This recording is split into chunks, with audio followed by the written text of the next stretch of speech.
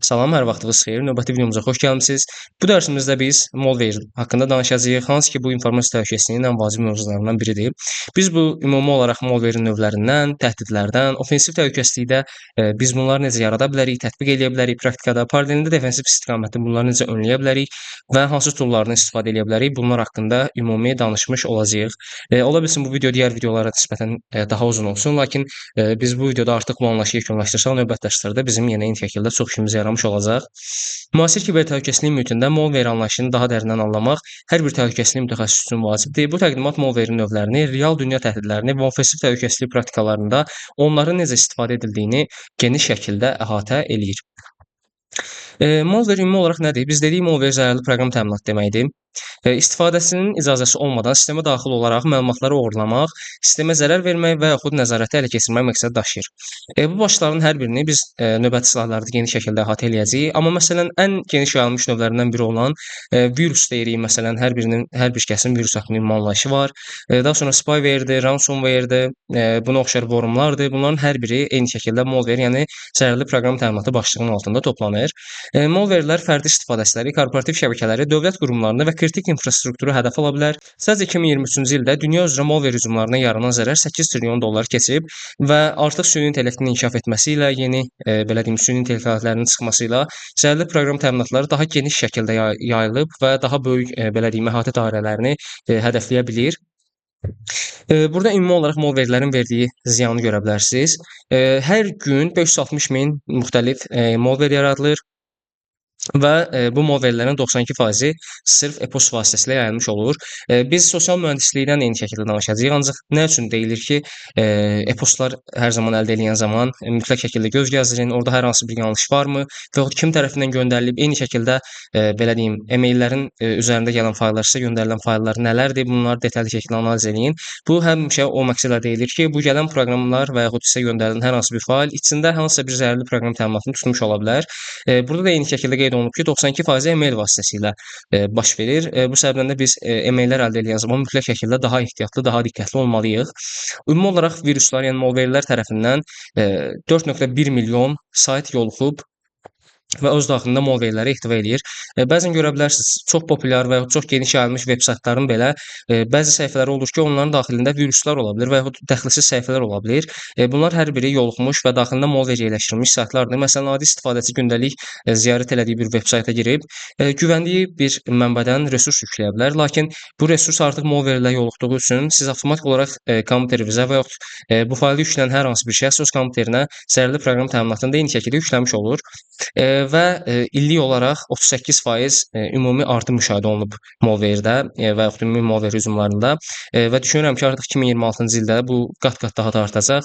Belə deyim, ümumi olaraq bayaq da dediyimiz kimi süni intellekt inkişaf etdikcə insanlar süni intellektdən Malware yaratmaq üçün yeni şəkildə istifadə edir. Bu da daha təhlükəli və daha geniş əhatə dairələrinin sahib Malware-lərin yaradılmasına səbəb olur. Biz növbəti dərslərdə ümumi Malware yaratmaqdır və yaxud Malware-ləri necə istifadə edə bilərsiniz, bunlar haqqında danışacağıq. Əlavə olaraq bir neçə slayd sonra da eyni şəkildə bunlara göz gəzdirmiş olacağıq.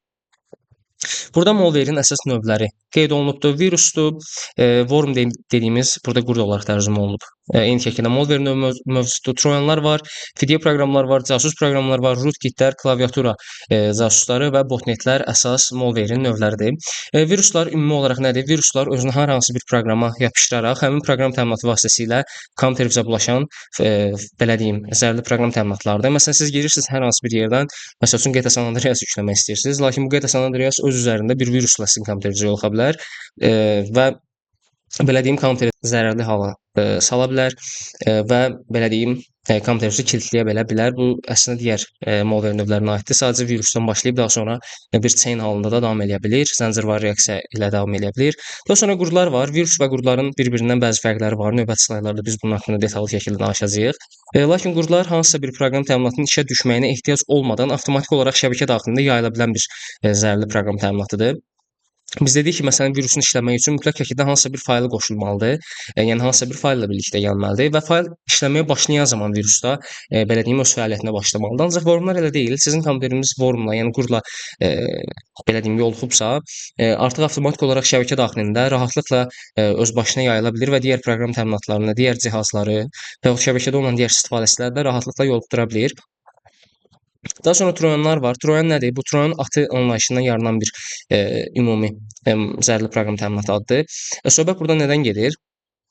Troyanlar sizin kompüterinizə hansısa pis niyyətli bir proqram təminatı kimi yox, hansısa bir proqram təminatı kimi yüklənir və siz deyək ki, bayaq məsələn nümunə verdik ki, siz GTA San Andreas yükləmək istəyirsiniz. Kompüterinizə GTA San Andreas yüklənir. Problemsiz şəkildə siz bunu işləyə bilirsiniz. Ancaq paralelində sizin görmədiyiniz bir troyanla birlikdə gəlir. Hansı ki, bu troyan sizə GTA San Andreas-ı oynayacağınızı vəd eləyərək, hansı ki, siz qıraqda GTA San Andreas oynayırsınız, dünyadan xəbəriniz yoxdur. Eyni şəkildə ancaq troyan arxada işləyərək sizin fayllarınızı oğurlaya bilər və yaxud buna bənzər digər prosesləri icra edə bilər. Yəni Troyan da ümumi olaraq bu anlayışa verilən addır. Ondan sonra video proqramları var, hansı ki biz bunlara ransomware-lər deyirik.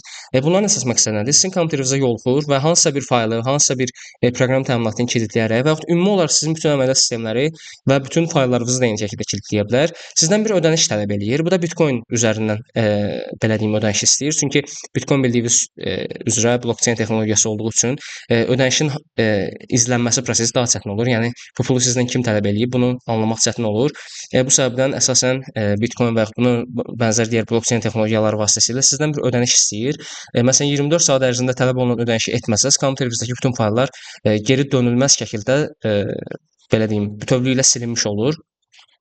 Ondan sonra casus proqramlar var. Bu sizin kompüterinizə yoluxaraq sizin icra etdiyiniz prosesləri izləmə məqsədi ilə istifadə olunan bir zərərli proqram təminatıdır. Spyware sözünün Azərbaycan dilində tərcüməsi eyni şəkildə burada qeyd olunub. Daha sonra rootkitlər var. Rootkitlər ümumi malwarelərin ən kompleks və ən zərərli variantları olaraq nəzərdə tutula bilər. Rootkit nə edir? Sizin kompüterinizə bulaşır və kompüterinizin əməliyyat sistemi ilə hardware arasında hansı ki kernel bölməsində işləyərək kompüterinizə uzaqdan giriş icazəsi verə bilər və yaxud kompüterinizi davamlı olaraq yoluxdura bilər. Və bu uzun bir prosesin nəticəsi olaraq istifadə olunur. Biz yenə deyirəm, gələcəkdə praktiki olaraq hücumlar edilən zaman rootkitlərdən və ümumi digər buna bənzər zərərli proqram təminatlarından istifadə eləyəcəyik. Yəni ümumiyyətlə nəzərinizdə olsun ki, rootkitlər ən təhlükəli, ən kompleks zərərli proqram təminatı növlərindən biridir. Ondan sonra klaviatura casusu var. Bu nədir? Keylogger kimi də eyni şəkildə tərcümə oluna bilər. Bu sizin kompüterinizə bulaşır və arxada bir proses kimi çalışaraq siz nə yazsınız, klavişinə daxil eləsəz, onun bir rekordunu sizə hücum edən şəxsə göndərir. Məsələn, siz hansısa bir sistemə daxil olmusunuz,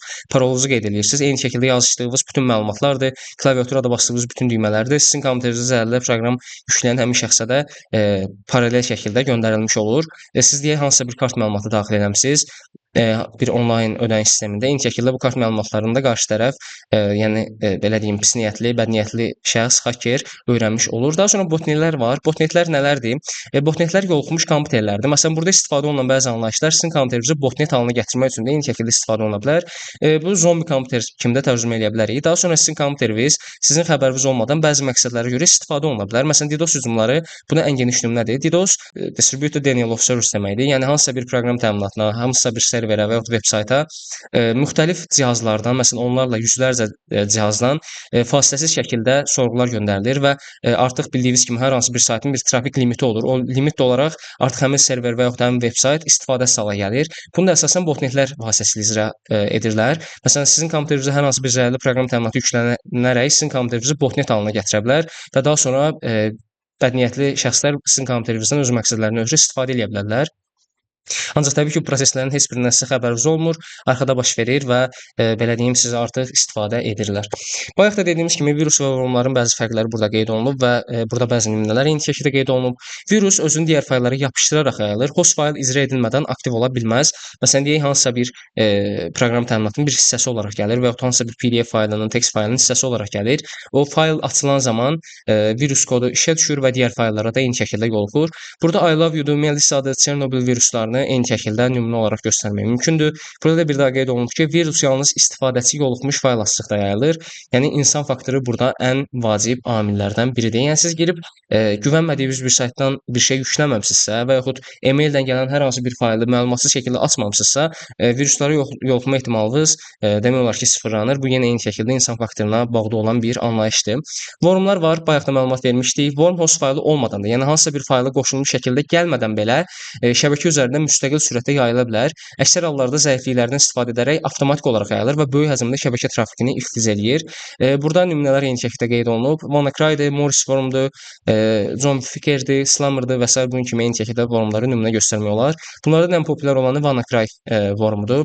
2017-ci ildə 150 ölkədə yayılıb və 200 mindən çox sistemi yoluxdurdu. Hansı ki, bu sistemlərin böyük çoxunluğu korporativ sistemlər idi və şəbəkəyə çox böyük ziyanlarla nəticələndi. Trojandan biz danışmışdıq. Burada eyni şəkildə o haqqda məlumat verilib. Trojan qanuni proqram kimi görünən, lakin arxasında zərərli kod gizlədən malware növüdür. Yunan mifologiyasında Troy adına bənzər şəkildə istifadəsini aldadaraq sistemə daxil olur. Ən vacib növlərindən biri remote access trojandır. Bu nə edir? Sizin sistemə daxil olur və uzaqdan həmin hakkerə giriş imkanı yaradır. Hansı ki, daha sonra bu istifadəçi kompüterinizdə istədiyi prosesi icra edə bilər.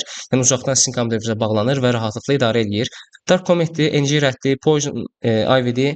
Bu ratların, yəni remote access trojanların ən geniş yayılmış növləridir və ən təhlükəli növləri təbii ki. Kamerada mikrofondur, fayl sistemidir. Bu kimi resurslara tam giriş əldə edilmiş olur. Daha sonra downloader trojan adlandırdığımız bir trojan növü də var. Sistemə daxil olduqdan sonra digər zərərli proqram təminatları internet üzərindən endirilir. Bir növ qapı açarı rolunu oynayır. Biz bu haqda növbəti slaytlarda bir daha danışacağıq.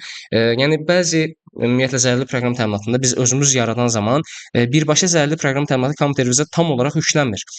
Məsələn, Stager və yaxud Stageless payload hissəsində biz buna toxunacağıq. Zərərli proqram təminatlarının özləri çox böyük ölçüyə sahib ola bilərlər və bu böyük ölçülü zərərli proqram təminatları birbaşa kompüterimizə yüklənmiş olsa, bu antiviruslu, firewalldu, bunun kimi avadanlıqlar tərəfindən detekt oluna bilər və bloklana bilər.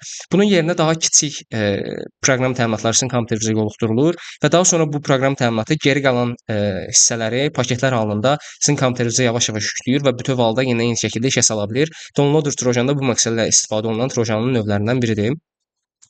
Ondan sonra banking trojan adlandırdığımız trojan növü də eyni şəkildə mövcuddur. Xüsusi olaraq maliyyə məlumatlarını oğurlamaq üçün hazırlanır. Zeus'dur, Emotet, Trickbot kimi nümunələr vermək olar, hansı ki, bunlar milyardlarla dollar zərərlə nəticələniblər. Daha sonra ransomware var. Bunun haqqında biz yenə bayaq məlumat verdik. Ümumi necə işləyir? Ransomware sistemdəki faylları güclü şifrələmə, məsələn, IS-256 və yaxud RSA 2048 ilə şifrələyir, encryption üçün istifadə olunur məsələn və şifrə açarı üçün fidyə adətən Bitcoin tələb eləyir. WannaCry-dir, Rival nümunə vermək olar, Lockbit-dir və Continue nümunə vermək olar. Lockbit bu yaxınlarda da eyni şəkildə çox böyük zərərlərə səbəb olmuşdu. Səhv etmirəmsə 2023-2024-cü illər arasında. Burada qeyd olunub ki, 2023-cü ildə ortalama fidyə məbləği 1.54 milyon dəyərinə çatıb. Bu əsasən yenə korporativləri hədəfləyir. Məsələn, orada vacib məlumatlar deyə var və biz bundan öncəki dərslərdə danışmışdıq ki, backup sistemləri olmadığı halda çox böyük zərərlərlə siz üzləşə bilərdiniz. Məsələn, fiziki olaraq hansısa bir təbii fəlakət baş versə, serverinizdəki bütün məlumatlar itə bilərdi. Bunun üçün backup server lazım idi. Eyni şəkildə hansısa bir cihaza ransomware yoluxubsa, bütün faylları şifrələyə bilər və sizdən bir ödəniş tələb edə bilər. Bunu eləməsəz, yenə eyni şəkildə bütün fayllarınızı itirə bilərsiniz. Bunun üçün mütləq şəkildə data recovery planları olmalıdır. Eyni şəkildə backup serverləri, backup xidmətləri olmaqda eyni şəkildə üstünlükdür. Keçək növbəti slaydımıza. Burada Spyware-də, Keylogger-də və Rootkit-dən detallı şəkildə danışıb. Spyware nə idi? İstifadəsinin məlumatı olmadan fəaliyyətini izləyirdi.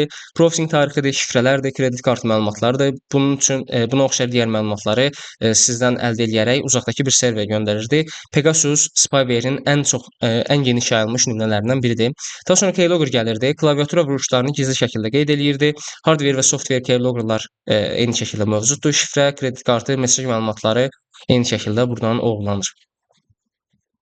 Rootkitlər haqqında da məlumat vermişdik. Rootkit toolchain vasitəsilə eyni şəkildə kompüterinizə yoluxdurulmuş proqram təminatı sizin kompüteriniz üzrə xakerlərə tam istifadə hüquqlu eyni şəkildə təqdim edə bilər. Əməliyyat sisteminin ən dərin qatlarına yerləşərək özünü gizlədən malware növüdür. Dediyimiz kimi kerneldə fəaliyyət göstərir. Antivirus tərəfindən aşkar edilməsi son dərəcə çətindir. Çünki belə deyim, rootkitlər sizin kompüterinizin özünün default işlətdiyi proqram təminatları da, servislərdir, məsələn, DLL-lər ola bilər, driverlar ola bilər. Bunların roluna girərək fəaliyyət göstərdiyi üçün antiviruslar tərəfindən aşkar edilməsi çətin hala gəlir. Stuxnet rootkit komponentindən istifadə etmiş olan bir zərərli proqram təminatı növü idi. Botnet və command and controldan da eyni şəkildə danışa bilərik. Botnet hücumçunun C2 serveri vasitəsilə idarə etdiyi yoluxmuş kompüterlərdir. Bunlara biz eyni şəkildə zombi və yaxud bot kompüterlər də eyni şəkildə deyə bilirik. Bu şəbəkə aşağıdakı məqsədlər üçün istifadə edilir. DDoS hücumlarını həyata keçirmək, spam e-postlar göndərmək, cryptocurrency mining. Bu haqqda da yenə danışaq. Məsələn, sizin kompüteriniz sadəcə zərərli məqsədlərlə istifadə olunmaya bilər. Deyək, hansısa bir kompüterə, hansısa bir xidmətə ziyan vermək məqsədi istifadə olunmaya bilər.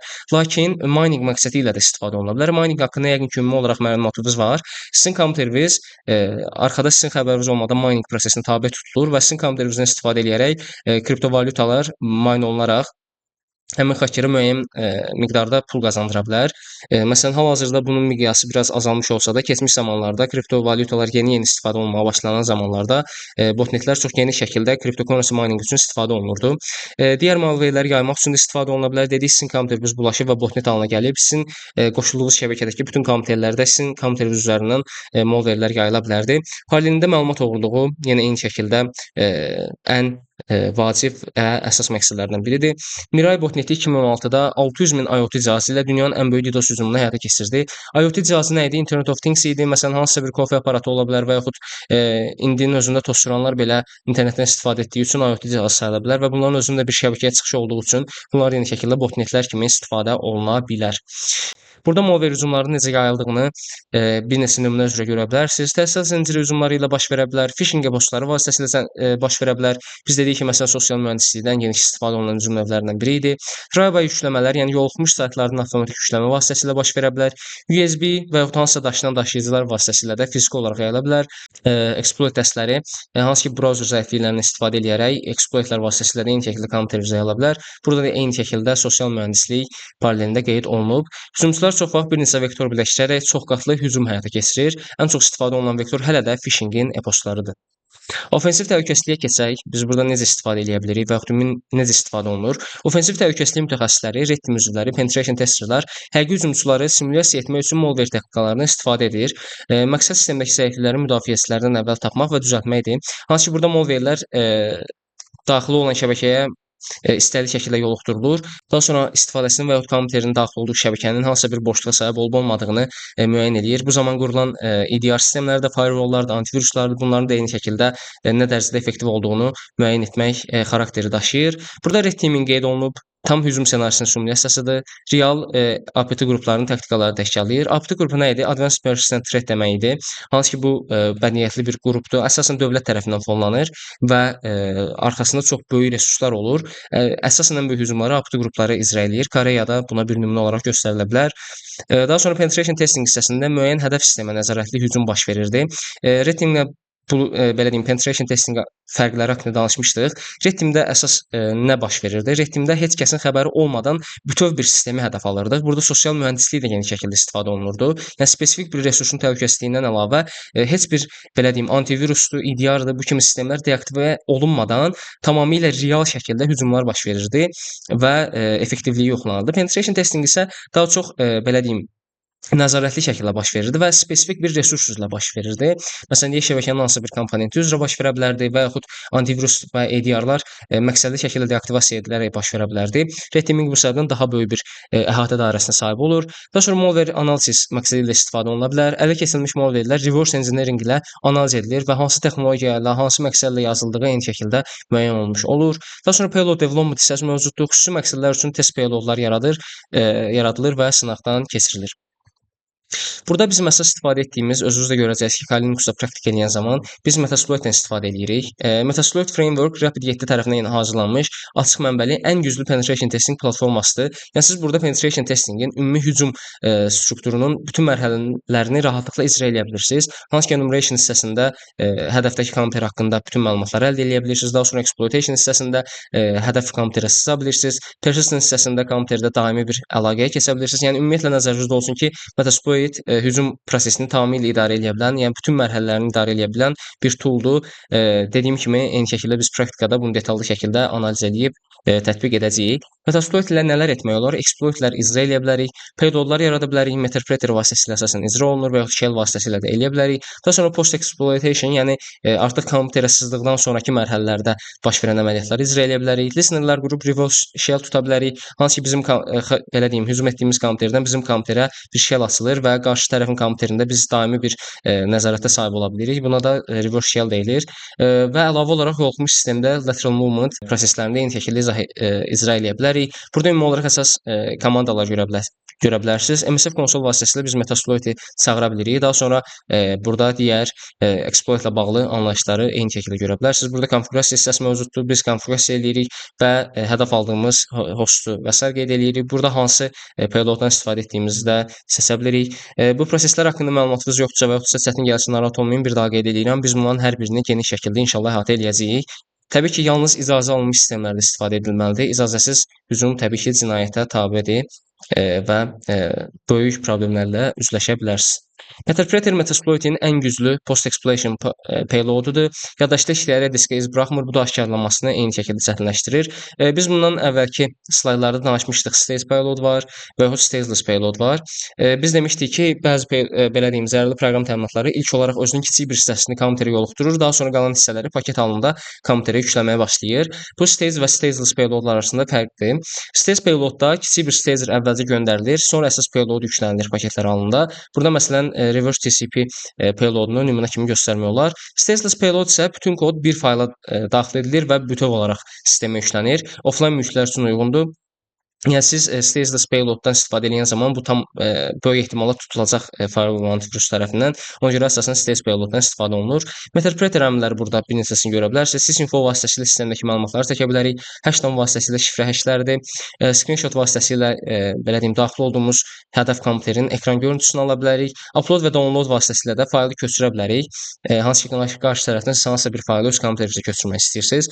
Bunun üçün upload və download faylı belə deyim, əmrlərindən istifadə edə bilərik. Ondan sonra biz dedik ki, persistence hissəsi mövcuddur. Post exploitation mərhələsində sistemdə qalmaq üçün, yəni biz sistemə bir dəfə hücum elədik, daxil olduq. İşimiz təbii ki, bundan bitmir. Bu sistemdə biz daimi olaraq qalıcılığımızı təmin etmək istəyirik ki, növbəti mərhələlərdə yenidən sistemə rahatlıqla daxil olaq və prosesləri icra eləyək. Burada kiçik bir əmr görə bilərsiniz. Bu dəqiqə bunu bilməyinizə ehtiyac yoxdur. Lakin bu əmr vasitəsilə də biz persistence-ı eyni şəkildə icra eləyə bilərik. Təbii ki, hər toolda bu biraz fərqli işləyir.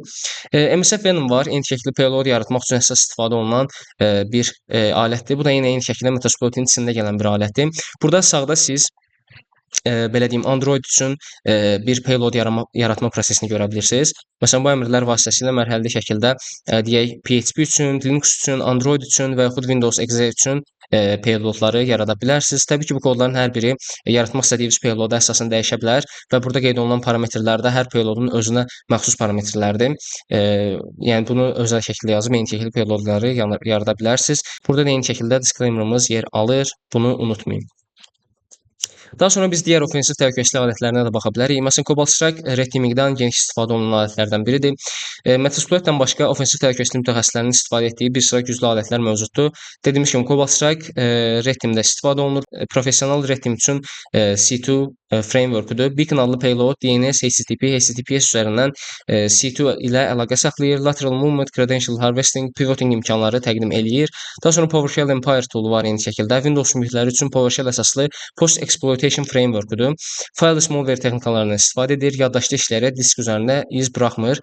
Əlavə olaraq Social Engineering Toolkit var. Biz dedik ki, ümumiyyətlə hücumların böyük çoxunluğu sosial mühəndislik üzrə başlayır. Bu toolda biz geniş şəkildə istifadə edirik. Linux-da mövcud olan bu alət phishing kampaniyaları, saxta veb saytlar və spear phishing əməlləri yaratmaq üçün istifadə edilir. İnsan faktorini hədəf alır və qeyd etdiyimiz kimi əsasən sosial mühəndislik üzərindən hücum prosesi baş vermiş olur. Daha sonra malware analizi hissəsi mövcuddur. Malwarelər zərərli proqram təminatları analiz edilərək onların ümumi strukturu öyrənilir və növbəti dəfələrdə artıq malwarelərə qarşı müəyyən müdafiə strukturları yaradılmış olur. Malwarelerin iki cür analizi mövcuddur, statik və dinamik şəkildə. Malware icra etmədən analiz edən anlayış statik analizdir. Kodun strukturudur, stringlərdir, importlardır, hash dəyərləridir. Statik analiz zamanı detallı şəkildə araşdırılır. Bunun üçün bu anlayışlardan, bu alətlərdən eyni şəkildə istifadə edə bilərsiniz. Burada malware'in hansı mərhələlərində istifadə edildiyi də paralelində qeyd olunub. Dinamik analizdə isə malware nəzarətli mühitdə icra edilərək davranışı müşahidə edilir. Sandbox dediyimiz anlayış əsasən bu mərhələdə icra olunur. Sandbox belə deyim, müəyyən bir əməliyyat sistemi rolunu oynayır. Siz orada malveri işlədərək malverin verdiyi ziyanları belə deyim, dinamik şəkildə izləyə bilirsiniz. Burada da eyni şəkildə dinamik analizdə istifadə olunan müxtəlif toolları və onların nümunələrini görə bilərsiniz. Dinamik analiz həmişə izolyasiya edilmiş virtual maşın içində aparılmalıdır. Çünki siz özünüz öz kompüterinizdə açsaz, təbii ki, öz kompüterinizdə yoluxmuş bir cihaz halına gələcək və kompüterinizin əlçatanlığını itirmiş olacaqsınız. Bunun üçün mütləq şəkildə izolyasiya edilmiş bir virtual maşın üzərində biz bu prosesi icra etməliyik. Bəs malwaredən necə qoruna bilərik? Burada artıq bluetooth hissəsi istifadəyə düşür. Patch management vasitəsilə qoruna bilərik. Əsasən baş verən hücumlar, zərərli proqram təminatları sizin istifadə etdiyiniz proqram təminatının versiyaları ilə bağlı ola bilər. Məsələn, sizdə görmüş olarsınız Windows-un özündə də və yaxud hansısa bir mobil avadanlıqda da tez-tez update-lər alır. Bu update-lərin məqsədi əslində proqramda olan açıqları aradan qaldırmaq məqsədi ilədir. Biz patch management dediyimiz anlayışda da əməliyyat sistemi və proqramları müntəzəm olaraq yeniləyirik. Exploitlərin 60% bilinən zəifliklərdən istifadə eləyir. Yəni biz patch management eləyərək proqram təminatları tez-tez update eləyirik, əməliyyat sistemlərini eyni şəkildə və boşluqları oradan qaldırmış oluruq. Bu zaman biz artıq müəyyən qədər malwarelərdən qorunmuş hala gəlmiş oluruq. Ondan sonra email filtration hissəsi mövcuddur. Biz bayaq dedik, hücumların böyük çoxunluğu phishing emaillər vasitəsilə başlayır. Bu zaman biz anti-spamdır, sandbox-based e-post filtrləridir. Bunları tətbiq eləyərək phishing hücumlarının qarşısını ala bilərik. Əlavə olaraq EDR həlləri burada istifadəyə gəlir. EDR nədir? Endpoint Detection and Response. Endpoint dediyimiz avadanlıqlar son nöqtə avadanlıqlardır, belə deyim, hansı ki sizin kompüterinizdir, mobil telefonunuzdur və buna oxşar digər avadanlıqlar endpoint həlləri olaraq keçir. EDR da real vaxtda davranış əsaslı malware aşkarlamasını həyata keçirir. Bu signature üzərindən ola bilər və yaxud digər vasitələrlə baş verə bilər. EDR-ın növündən, tipindən asılı olaraq dəyişir. Əlavə olaraq təbii ki, ən vacib nüans olan, biz dedik ki, sosial mühəndislik ümumi bütün hücumların əsas dayanaq nöqtəsidir. Bunun üçün biz sosial mühəndisliyə qarşı bütün istifadəçilərimizi elə özümüz də daxil olmaqla və yaxud hansısa bir korporativ mühitdə isə məlumatlandırmalıyıq, yəni maarifləndirməliyik. İnsanlar ən zəif həlqədir təbii ki, qeyd etdiyimiz kimi hücumların böyük çoxunluğu insanlardan başlayır. Security awareness təlimləri ilə, yəni maariflənmə təlimləri ilə phishinglərin müvəffəqiyyət dərəcəsini 70% azalda bilərik. Bunun üçün məsələn görmüş olarsınız CERT-də və yaxud buna oxşar digər qurumlar davamlı olaraq əhaliyə ehtiyatlı olmaları üçün bildirişlər göndərir. Xəbərləri olmayan və yaxud məlumatları olmayan linklərə basmamağa dəvət eləyir. Bu da əsasən maariflənmə ilə bağlı olan bir anlayışdır. Keçək növbəti slaydımıza. Burada da əsas fikirlər eyni şəkildə qeyd olunub. Burada eyni şəkildə göz gəzdirə bilərsiniz. Praktika üçün də Hackbox-dır, TrackMe-dir, WinHub kimi platformalardan istifadə eləyə bilərik. Bu dərsdə bu qədər. Biz bu dərsdə malwarelər haqqında danışdıq. Növbəti dərslərdə inşallah mövzumuzu davam elətdirəcəyik. Qeyd etdiyim kimi videoluq bu qədər. Növbəti dərsdə görüşərik.